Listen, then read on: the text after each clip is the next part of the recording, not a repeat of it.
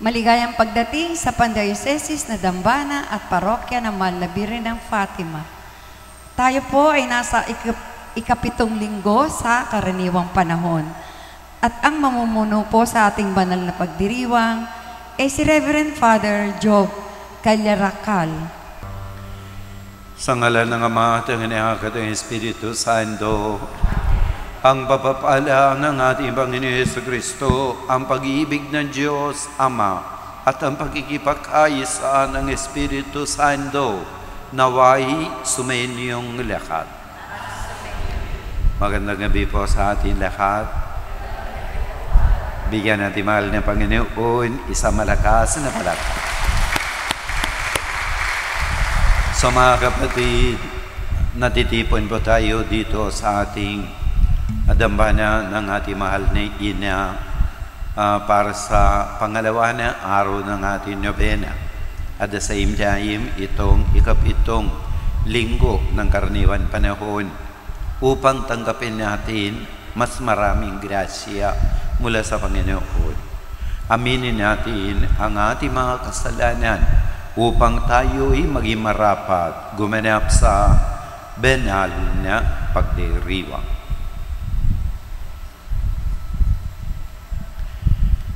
Sinugong tagapagligtas sa mga nagsisisi, Panginoon, kaawan mo kami. Dumating na tagapaganyaya mga makasalanay magsisi, Kristo, kaawan mo kami. Nakaluklo ka sa kanan ng Diyos Ama para ipamagitan kami, Panginoon, kaawan mo kami. Kaawan tayo na makapangyarihan Diyos, patawarin tayo sa ating mga kasalanan at patnubayan tayo sa buhay na walang hanggan. Manalangin tayo.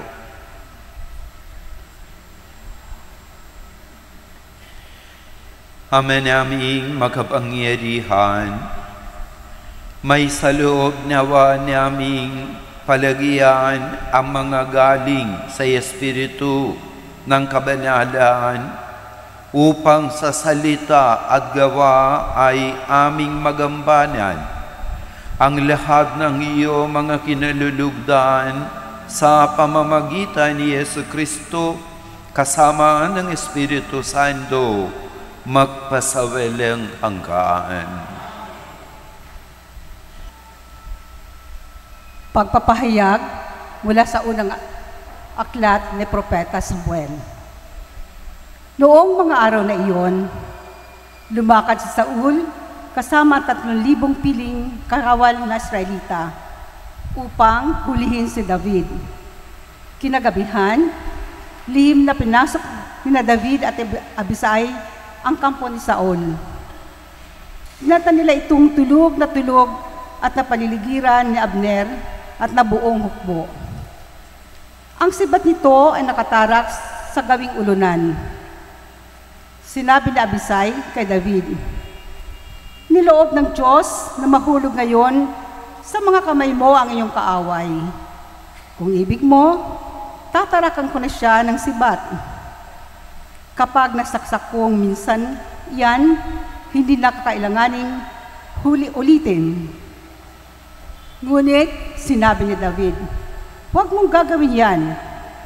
Malaking kasalanan ang magbuhat ng kamay sa hinirang ng Panginoon." Kinuha nga ni David ang sibat sa ulunan ni Saul at ang lalagyan ng inumin nito, at sila'y umalis. Isa man kina Saul ay walang nagising pagkat pinahibig sila ng Panginoon. Dumating at umalis si David nang walang nakaalam. Pagdating ni David sa kabilang gulod, tumayo siya sa isang mataas na lugar. Sinabi ni David, "Narito ang inyong sibat, mahal na hari. Ipakuha ninyo rito sa isa ninyong tauhan. Ang taong tapat at matuwid ay gagantimpalaan ng Panginoon. Sa araw na ito'y niloob niyang mahulog kayo sa aking mga kamay. Ngunit Hindi ko maaring pagbuhatan ng kamay ang hinirang ng Panginoon. Ang salita ng Diyos. Salamat sa Diyos. Ang ating mahabaging Diyos ay nagmamagandang loob. Ang ating mahabaging Diyos ay nagmamagandang loob. Panginoy papurihan, purihin mo kaluluwa. Ang pangalan niya'y banal, purihin mo sa tuwina. Ikaw aking kaluluwa, ang Diyos ay papurihan. At huwag mong lilimutin, iyang kanyang kabutihan. Ang ating mahabaging Diyos ay nagmamagandang loob. Ang lahat kong kasalanay, siya ang nagpapatawad. At anumang aking sakit, ginagamot niyang lahat. Sa bingit ng kamatayan, ako ay inililigtas. At pinagpapala ako sa pag-ibig niyang habag. Ang nagmamagandang loob. Kay ganda ng kalooban, mahabagin itong Diyos. Kung magalit ay banayad, kung umibig na may lubos. Kung siya'y magparusa, di katumbas ng pagsuway, di na tayo sinisingil sa nagawang kasalanan. Ang ating mahabaging Diyos ay nagmamagandang loob. Ang silangan at kanluran, kung gaano ang distansya, gayong-gayon ang pagtangin sa sinumang nagkasala. Kung paano nahabag ang ama sa anak niya, gayon siya nahabag sa may takot sa kanya. Ang ating mahabaging Diyos ay nagmamagandang loob. Pagpapahayag mula sa unang sulat ni Apostol San Pablo sa mga taga-Korinto. Mga kapatid, ganito ang sinasabi sa kasulatan. Ang unang tao, si Adan, ay nilikhang binigyan ng buhay. Ang huling Adan ay espiritong nagbibigay buhay. Ngunit hindi nauna ang panlangit. Ang panlupa muna bago ang panlangit. Ang unang Adan ay mula sa lupa sapagkat likha sa alabo. Mula sa langit ang pangalawang Adan. Ang mga katawang panlupa ay tulad na nagmula sa lupa. Ang mga katawang panlangit ay tulad ng nagmula sa langit. Kung paanong tayo'y katulad ng taong nagmula sa lupa, darating ang araw na matutulad din tayo sa nanggaling sa langit. Ang salita ng Diyos. Salamat sa Diyos. Lord, be with us and may hearts that Father, Son, and Holy Spirit. Alleluia, alleluia, alleluia, alleluia, alleluia, alleluia. Bagong utos ni Kristo, mag-ibigan sana kayo katulad ng pag-ibig ko. Alleluia, alleluia, alleluia, alleluia, alleluia, alleluia, alleluia. Sumainiyong Panginoon, ang mabuting balita ng Panginoon ayon kay San Lucas.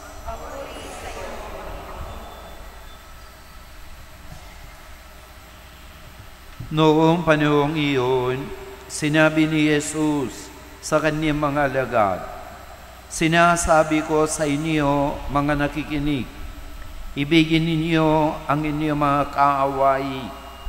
Gawan ninyo na mabuti ang mga napapuot sa inyo. Pakpalain ninyo ang mga sumusumba sa inyo. Idalangin ninyo ang mga umaapi sa inyo. Kapag sinambal ka sa isang pisngi, iharap mo rin ang kabila. Kapag inaagaw ang iyong balabal, ibigay mo pati ang iyong baro. Bigyan mo ang bawat naghihingi sa iyo. At kung may kumuha sa iyong ari-arian, ay huwag mo nang bawiin pa ang mga iyon. Gawin ninyo sa iba ang ibig ninyong gawin nila sa inyo. Kung ang ibigin lamang ninyo ay ang mga umiibig sa inyo, ano pang gantimpala ang inyong hihintayin? Kahit ang mga makasalanan ay umiibig din sa mga umiibig sa kanila. At kung ang gagawan lamang ninyo na mabuti ang gumagawa sa inyo na mabuti, ano pang gantimpala ang inyong hihintayin? Kahit ang mga makasalanan ay gumagawa rin nito. Kung ang paghihiramin lamang ninyo ay ang mga taong inaasahan ninyo makababayad sa inyo, ano pang gantimpala ang inyong hihintayin? Kahit ang mga makasalanan ay napapahiram din sa mga makasalanan, sa pag-asang ang mga ito'y makababayad. Sa halip, ibigin ninyo ang inyong mga kaaway at gawan ninyo sila na mabuti. Magpahiram kayo na hindi umasa sa anumang kabayaran. Sa gayon, malaking gantimpala ang tatamuhin ninyo at kayo'y magiging mga anak ng kataas-taasan. Sapagkat siya'y mabuti sa masasama at sa mga hindi marunong tumanaw ng utang na loob. Maging makabagin kayo gaya ng inyong Ama. Huwag kayong humatol at hindi kayo hatulan ng Diyos. Huwag kayo magparusa at hindi kayo parurusahan ng Diyos. Magpatawad kayo sa inyong kapwa at patatawarin kayo ng Diyos. Magbigay kayo at bibigyan kayo ng Diyos. Hustong takal, siksik, liglig at umaapaw pa ang ibibigay sa inyo, sapagkat ang takalang ginagamit ninyo sa iba ay siya ring gagamitin ng Diyos sa inyo. Mga kapatid, ito ang mabuting balita ng Panginoon. Pinupuri ka namin, Panginoong Yesu Kristo.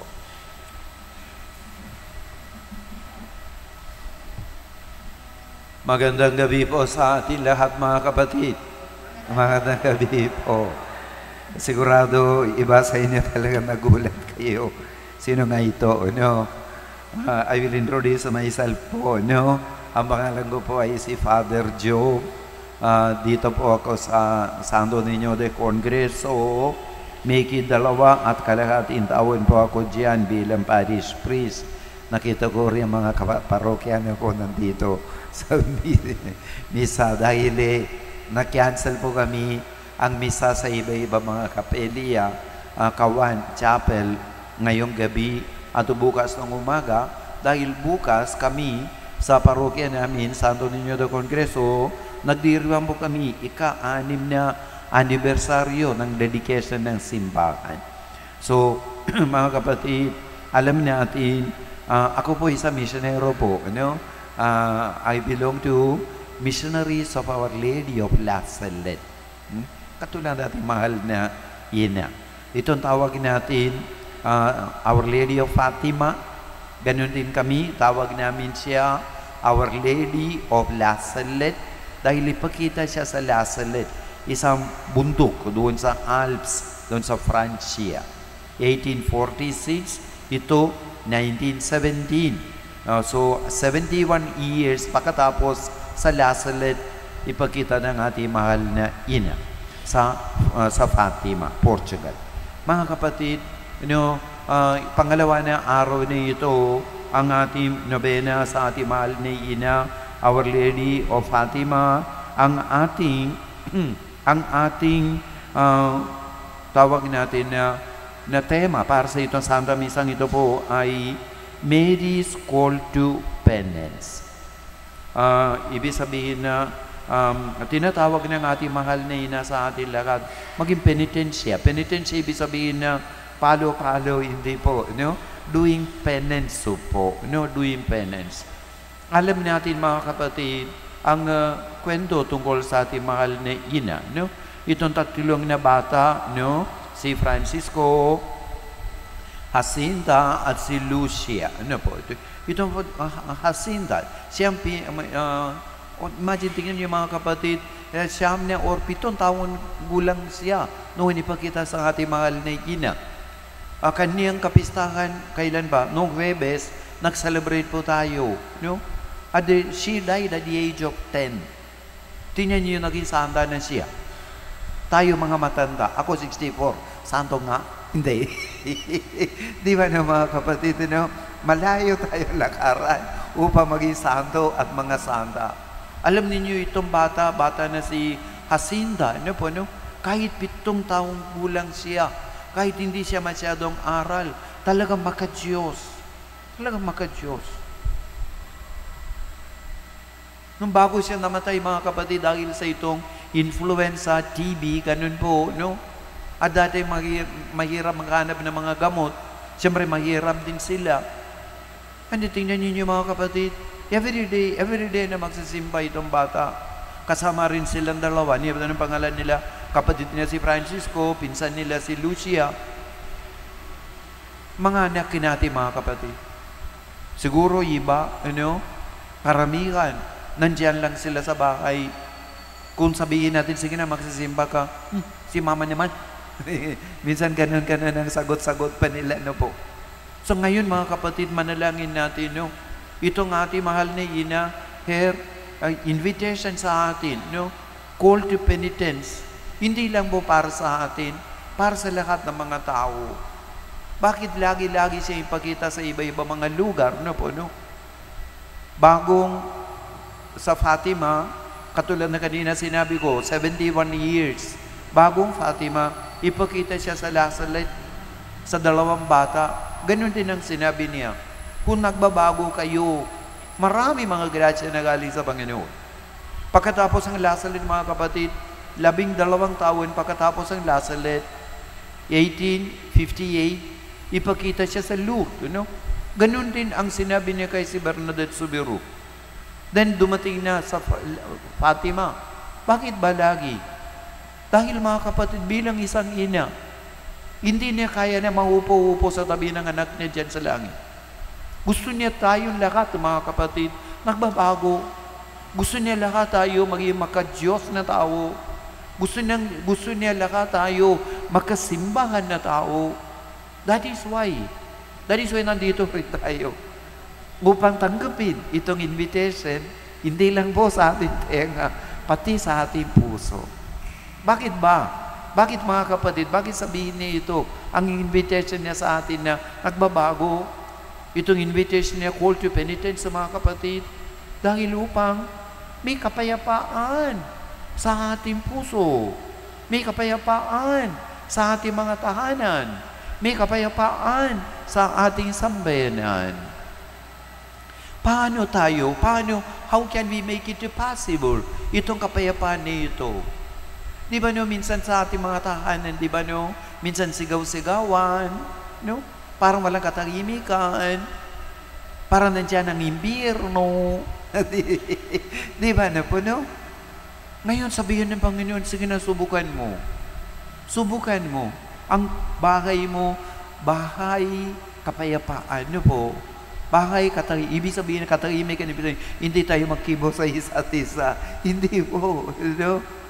Paano nga mga kapatid? Ito, narinig pa natin mga readings, Sa unang pagbasa, tungkol kay si David at ang kaniyang hari na si Saul, po. Ang itong ebanghelyo, ayon kay si San Lucas, Kapitulo 6, po, Tungkol sa marami mga bagay na sinabi ng Panginoon. Una ay mga kapatid, ay ito, tungkol sa pagpapatawad, forgiveness. Hindi natin kaya na tanggapin ang kapayapaan na kung hindi tayo magpatawad. That is why every time na nagdasal po tayo or kanta tayo ang Ama namin, di ba no? Ito na pasabihin natin, patawarin mo kami aming mga kasalanan, di ba no? Forgive our sins nga. Pagkatapos, tuloy pa rin tayo na mag-aaway or magtanim ng galit. Ito po. Ganun din mga kapatid, ipakita ng Panginoon, di ba no? Habang nandiyan na siya sa cross, ano po? Ano sinabi niya? Buisit sila? Hindi. Sinabi niya, patawarin mo sila. Patawarin mo sila. Isang sa niya, ang unang tawag natin na martir ng simbahan, no po, no? Si Santa Esteban, no? Habang batuan nila sa ganyan, no? Nandiyan din si Saul at the future na Pablo. Ano sinabi ni Pablo? Masamang tao kayo? Hindi. Sinabi niya, patawarin mo sila. Do not take it against them nga sinabi. So mga kapatid, bakit ganun ang sinabi ng Panginoon? Narinig po natin dito sa Ebanghelyo, Kapitulo 6, 37, sinabi ng Panginoon, magpatawad kayo sa inyong mga kapwa at patatawarin kayo ng Diyos. Magpatawad kayo sa inyong kapwa at patatawarin kayo ng Diyos, sinabi ng Panginoon Jesus. Ganun din mga kapatid, narinig pa natin, di ba, noong unang pagbasa, si David, meron siyang pagkakataon na patayin dahil Saul, pero hindi.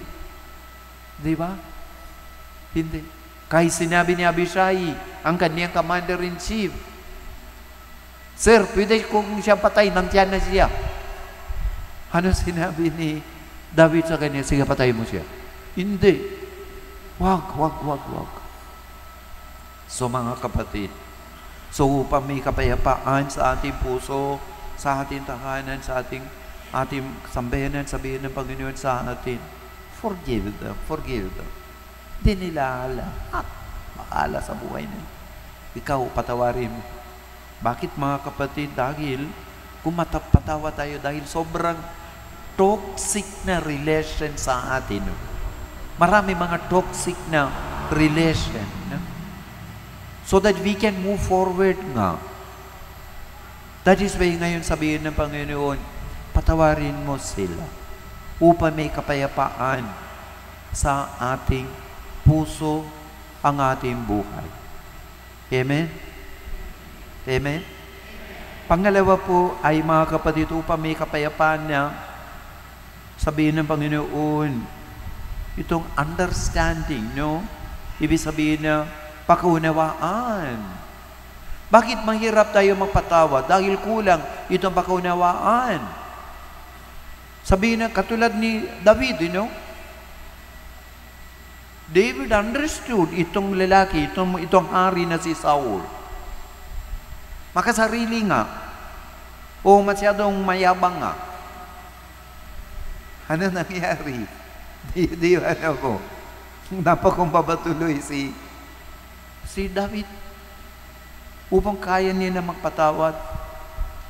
Ito rin mga kapatid, that is why sinabi ng Panginoon dito sa Ebanghelyo, that the golden rule na binigay niya. Kapitulo 6:31, sinabi niya, gawin ninyo sa iba ang ibig ninyong gawin nila sa inyo. That the golden rule, mga kapatid. Gawin ninyo sa iba ang ibig ninyong gawin nila sa inyo. So ito mga kapatid, nangyari na ito kung meron tayong understanding sa ugali nila, or makeup nila, emotional makeup ng mga tao. Hindi lahat ng mga tao na emotionally mature katulad sa atin. Kahit matalino nga, kahit magaling nga, emotionally very poor sila. That is why lagi sila mag-away sa atin. Lagi sila na etc. sa atin. That is why ngayon sabihin ng Panginoon, that kaya ba natin itong kapayapaan kung meron tayong that forgiveness na sinabi natin, itong understanding na sinabi natin. Kapag mayroon na tayo ito mga kapatid, Ano ba sinabi ng Panginoon sa atin? Ibigin ninyo ang inyong kaaway. Gawin ninyo mabuti ang inyong napupuot sa inyo. Pagpalain ang mga sumusumba sa inyo. Idalangin nyo, umaapi sa inyo. Bakit lahat ito, mga kapatid? Upang tanggapin natin ang kaniyang grasya. Sinabi ni San Lucas, po, itong kapitulo 6:38, sinabi po niya, mga kapatid, tingnan ninyo ang kagandahang loob ng Panginoon sa atin lahat. Sinabi niya, magbibigay kayo at bibigyan kayo ng Diyos hustong takal, siksik, liglig at umaapaw pa. Ang ibibigay siya sa atin. Sayang kung hindi tayo tanggapin, no? Di ba ako? Sa ngayon, sabihin ng Panginoon, patawarin mo sila at paunawaan mo sila upang tayong lahat ay magiging anak ng kataas-taasan. Amen? Amen? Manalangin natin sa ating mahal na ina. Sana tulungan niya sa atin maging mabuting at tapat na alagad ng kanyang anak. Amen?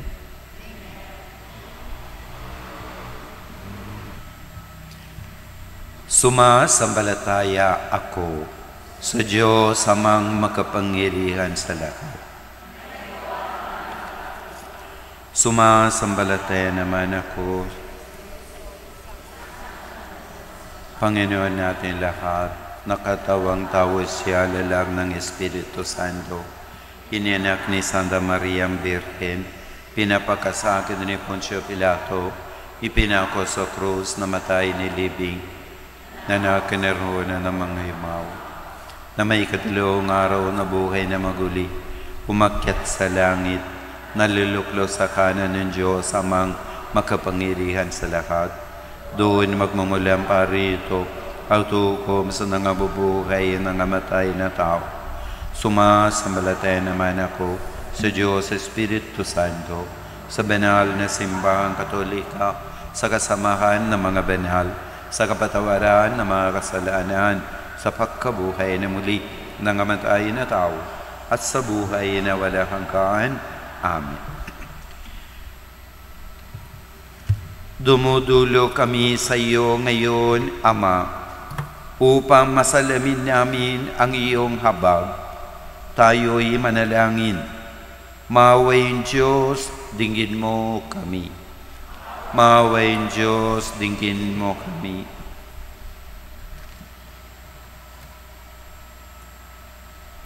Masalamin nawa ng Santo Papa, mga obispo, pari at lahat ng mga namumuno sa simbahan, ang walang katumbas na pag-ibig ni Jesus na naghahanap ng mga nawawala at nagtatanggol sa mahihina. Manalangin tayo. Maawain Diyos, dinggin mo kami.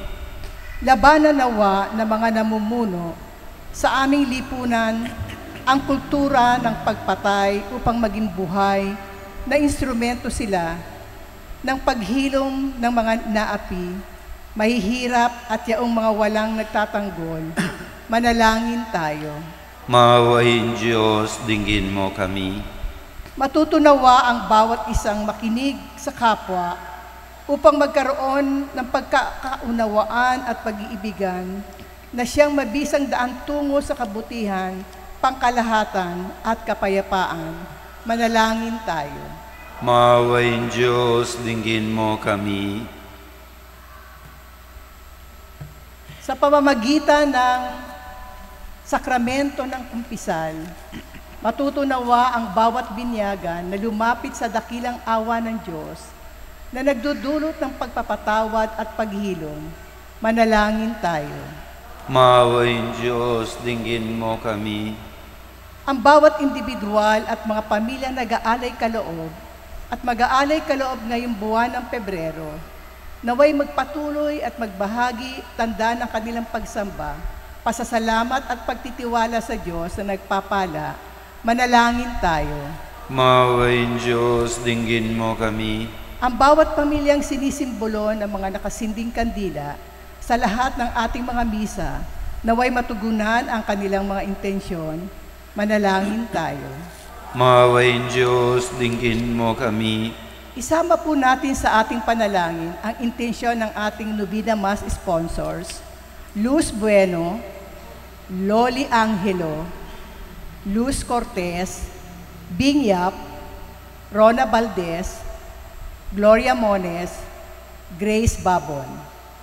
Kasama ang Ministry and Pamayan ng Operors, Environmental Ecology Ministry, Livelihood Program, Catholic Women's League, Divine Mercy Apostolate, Pastoral Care for Elderly, Mary the Queen, Santo Niño, Divine Mercy, Extraordinary Ministry and Holy Communion, at sa lahat na magsisipag-alay ngayong gabi, manalangin tayo.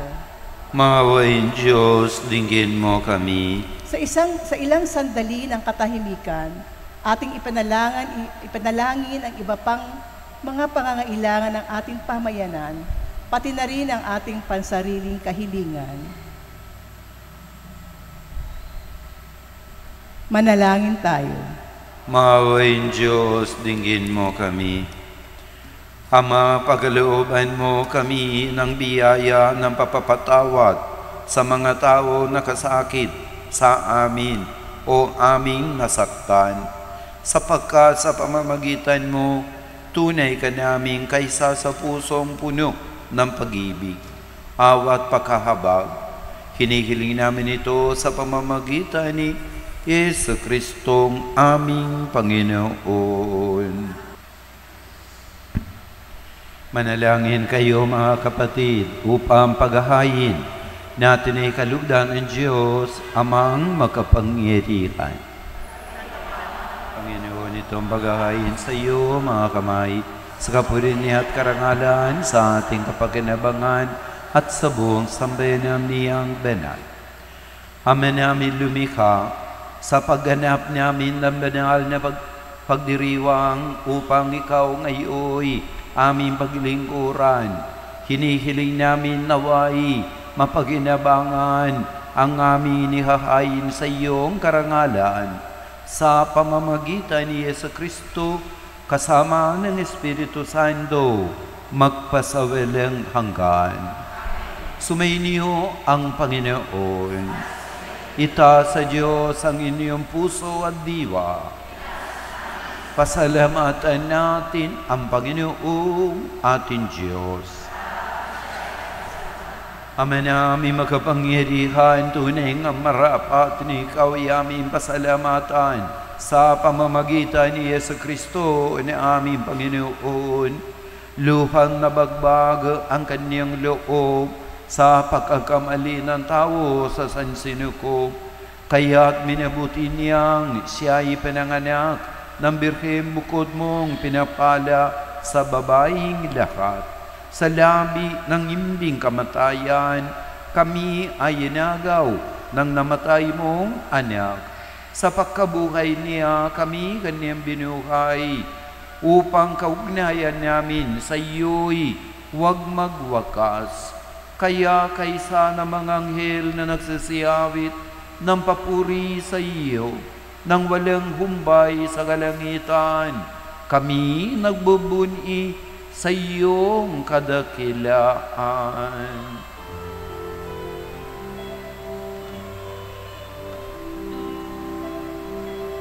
Sana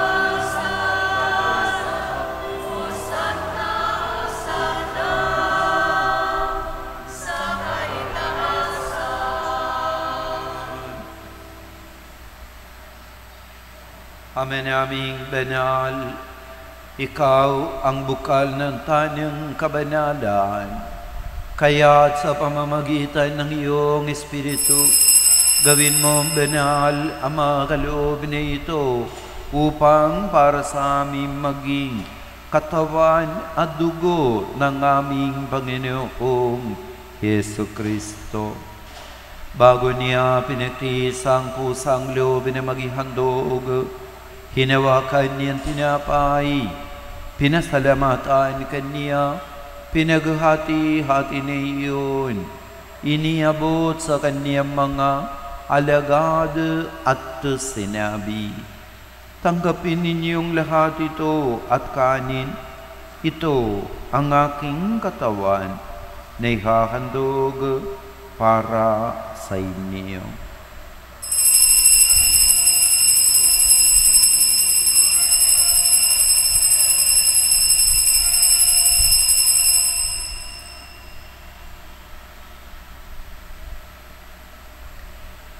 Gayon din naman matapos ng hapunan, hinawakan niyang kalis. Muli kaniyang pinasalamatan. Iniabot niyang kalis sa kaniyang mga alagad at sinabi, tanggapin ninyong lahat ito at inumin. Ito ang kalis ng aking dugo, ng bago at walang hanggang tipan. Ang aking dugo na ibubuhos para sa inyo at para sa lahat, sa kapagpapatawad ng mga kasalanan. Gawin ninyo ito sa pag-alaala sa akin.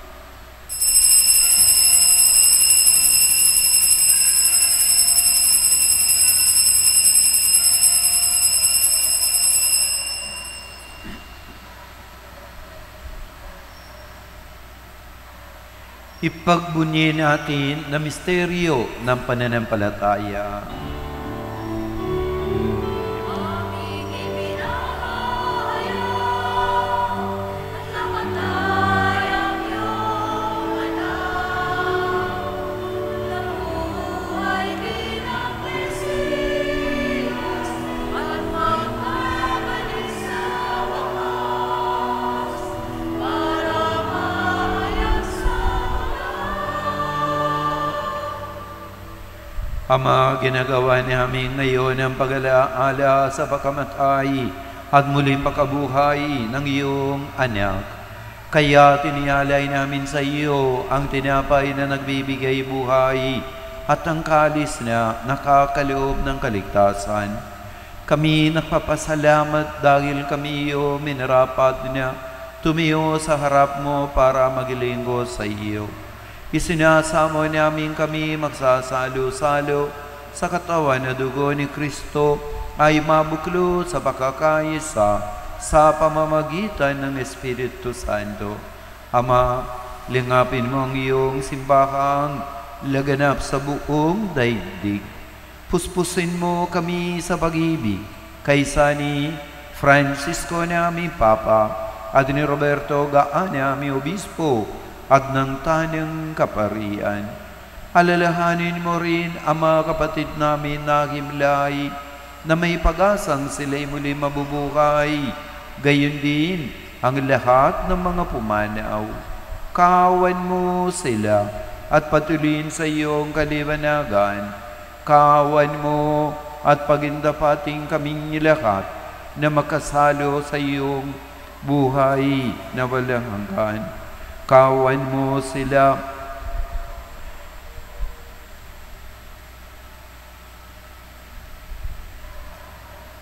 kaysa na mahal na Birhen, Maria Ina ng Diyos, kaysa ng mga apostol at lahat ng mga banal na namuhay dito sa daigdig ng kalugod-lugod sa iyo, may pagdiwang nawa namin ang papupuri sa ikararangal mo sa pamamagitan ng iyong anak na aming Panginoong Yesu Kristo. Sa pamamagitan ni Kristo, kasama niya sa Kanya, ang lahat ng parangal at papuri ay sa iyo. Diyos amang magapangyarihan, kasama ng Espiritu Santo, magpasawalang hanggan.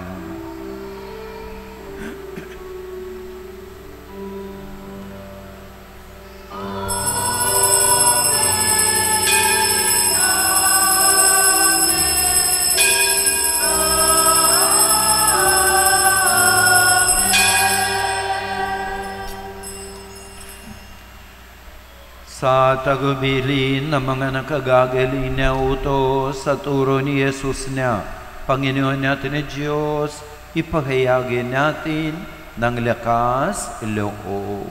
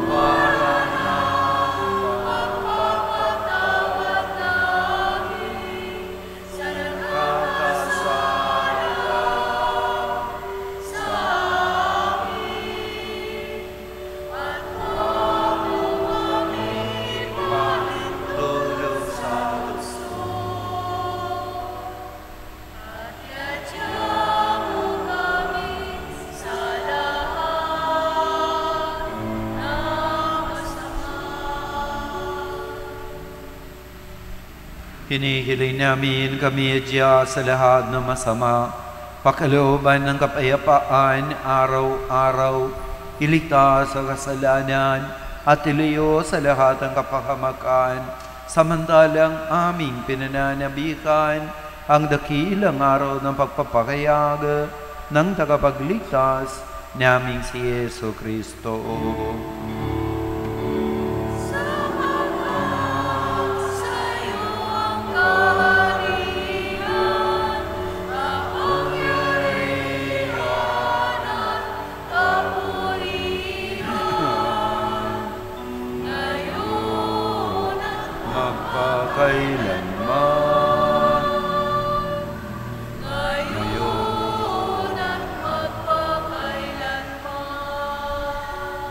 Panginoong Yesu Kristo, sinabi mo sa iyong mga apostol, kapayapaan iniiwan ko sa inyo, ang aking kapayapaan ang ibinibigay ko sa inyo.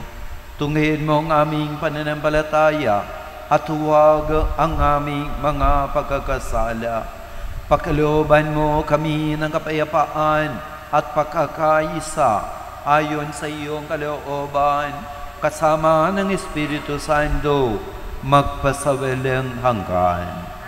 Ang kapayapaan ng Panginoon ay laging sumainyo.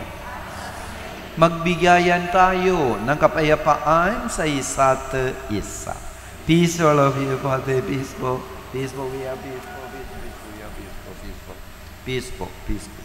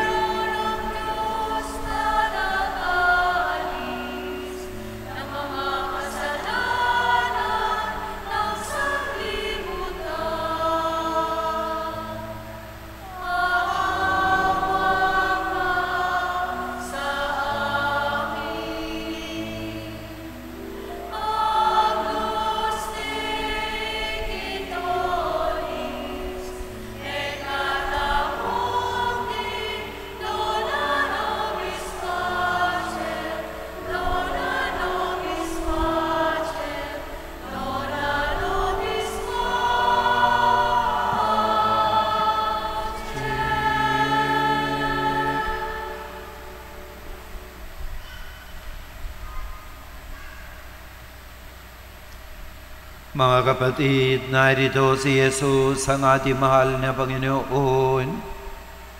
Siyang kordero ng Diyos. Siya nag-aalis ng mga kasalanan ng sanlibutan. Mapalad tayong ininiyayahan sa Kaniyang banal na piging. Panginoon, hindi ako karapat-dapat na magpatuloy sa iyo. Ngunit sa isang salita mo lamang ay gagaling na ako. Ipagsanggalag nawa tayo ng katawan na dugo ni Kristo para sa buhay na walang hanggan. Amen. Prayer to Our Lumuhod Lady po of ang lahat. O Most Holy Virgin Mary, Queen of the Rosary, and the Mother of Mercy, we turn to you with hearts so full of gratitude and hope. In your apparitions at Fatima, you called us to prayer, penance and conversion. Now as we prepare for your episcopal coronation, we entrust our lives, our families, and our parish community to your maternal care. Guide us closer to your Son Jesus, and help us to respond to your call with faith and love. O Immaculate Heart of Mary, we humbly ask you to intercede for us during this novena. Help us to grow in faith, hope, and love. Protect us from sin, strengthen us in trials, and guide us along the path of eternal life. As we honor you with this coronation, may we also honor your Son, Jesus Christ, in all that we do. Mary, Queen of the Most Holy Rosary, may your episcopal coronation remind us of your constant presence in our lives. Reign in our hearts, protect us from harm, and bring us closer to your Son. We entrust our needs to your loving care, confident that you will bring them to Jesus. Amen. Our Lady of Fatima, pray for us. Magsit tayo. Manalangin tayo. Ama naming mapagmahal, ipag-aloob mong aming mapag-inabangan ang dulot na kaligtasan ng aming pinagsaluhan bilang sangla ng iyong tiyak na pagsagip sa tanan sa pamamagitan ni Yesu Kristo kasama ng Espiritu Santo magpasawalang hanggan. Amen. Umupo po, sandali at pakinggan ang mass announcement. Ang second collection po natin ay para sa pagpapagawa ng simbahan ng Kristong Hari sa Commonwealth. Kasama po, salamat po sa inyong pagtulong sa pagpapagawa ng Kristong Hari sa pamamagitan ng second collection. Salamat sa lahat ng mga pamilya at individual na nag-aalay kaloob at mag-aalay kaloob ngayong buwan ng Pebrero. Tanda po ito ng pagpapakita ng pagtitiwala sa Diyos na nagpapala. Mag-alay kaloob na. Available po ang family candle offering sa buwan ng Pebrero in honor of Episcopal Coronation of Our Lady of Fatima. Nakasindi po ito sa lahat ng misa sa ating parokya araw-araw. Kasama po ang inyong pamilya sa lahat ng misa sa ating parokya sa pamamagitan ng inyong family candle offering. Sa February 21 hanggang March 1, ang ating Novena Mass para sa paghahanda natin sa ating Episcopal Coronation. Ito ay gagawin natin ng 6 p.m. Kasama nito ang pangungumpisal at Holy Hour ng lahat na naglilingkod at devotees ng DSPOLF. February 24, Lunes, ang ating pong Novena Mass ay 6 p.m. Wala po muna tayong misa ng 6:30 a.m. Muli po, 6 p.m. po ang ating Novena Mass for Episcopal Coronation of Our Lady of Fatima. Abangan po natin ang Episcopal Coronation of the Miraculous Image of Our Lady of Fatima sa March 2, 2025. Ito po ay araw ng linggo ng 1 p.m. Ang ating Episcopal Coronation. Kaya, ang misa natin sa March 2 ay 1 p.m., 4:30 p.m. at 6 p.m. Wala na pong 3 p.m. Mass sa March 2. To give way for the said event, salamat sa Diyos sa mga biyayang ito sa ating lahat. Saksihan natin at sama-sama tayong magpasalamat sa Diyos sa tulong at panalangin sa pamamagitan ng Mahal na Birhen ng Fatima. Maaari po kayong tumulong sa Episcopal Coronation sa pamamagitan ng pagpapalagay ng inyong mga pangalan sa mga tarpaulin na isasabit sa mga poste sa tulong ng ating LGU sa buong Caloocan North. Ito po ay upang maipromote at maipaalam ang Episcopal Coronation ng imahe ng Our Lady of Fatima bilang Reyna at Ina ng Caloocan North sa March 2. Makapag-ugnayan po tayo sa opisina at inyong servant leaders. May sulat at forms po para dito na maaari niyong kunin sa opisina. Deadline is on or before Feb 20. Inaanyayahan pong ibalik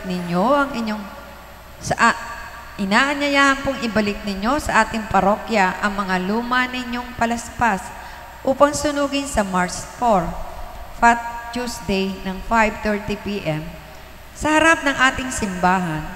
Muli, ibalik na po ang inyong mga lumang palaspas simula ngayon hanggang sa mga susunod na araw. At available na po ang ating Jubilee T-shirt para sa pagdiriwang ng ating Pilgrims of Hope Jubilee 2025. Available po ito sa ating religious store at sa opisina. Inaanyayahan po ang lahat na bumili at isuot ito, lalong-lalo na sa darating na March 2. Mag-order na po kayo ng Jubilee T-shirt para sa inyong buong pamilya. Isusuot po natin lahat ito sa mga pagdiriwang ng ating Jubilee 2025. Maraming salamat po.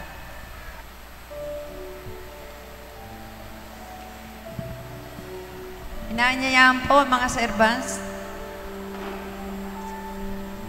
dito po sa harap.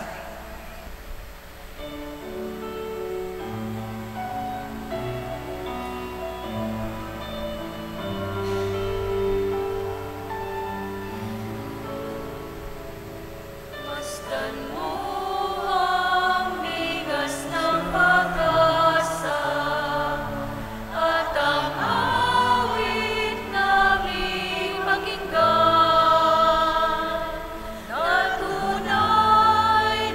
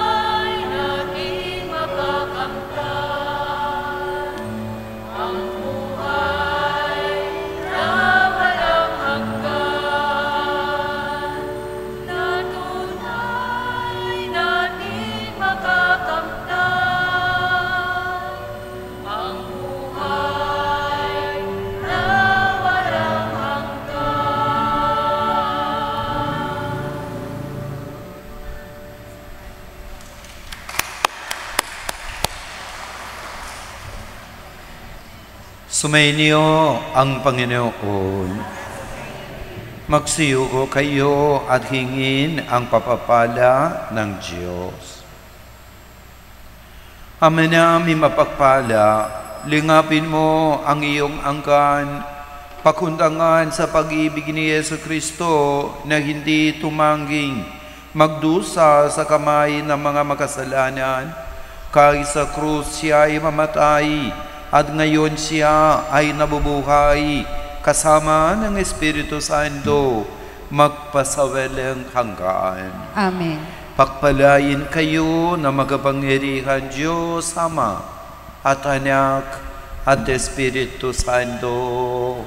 Amen. Tapos ng ating banal na misa, humayo kayong taglay ang kapayapaan upang ang Panginoon ay mahalin at paglingkuran.